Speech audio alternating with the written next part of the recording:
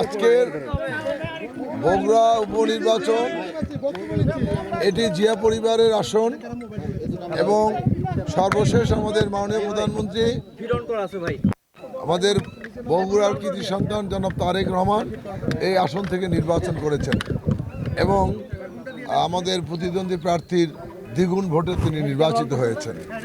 তো আমরা আশা করছি এই নির্বাচন অত্যন্ত সুষ্ঠু, অবাধ এবং নিরপেক্ষ হবে এবং আপনার সাংবাদিক বন্ধুরা যারা রয়েছেন তারাও লক্ষ্য করেছেন যে বগুড়ায় যে এতদিন ক্যাম্পেইন চলল একটি সুষ্ঠু সুন্দরভাবে প্রচার প্রচারণা চলছে। এখানে সবাই সৌহার্দ্যপূর্ণমূলকভাবে আমরা প্রচার করেছি, কোনো বাধাবিঘ্ন হয়নি।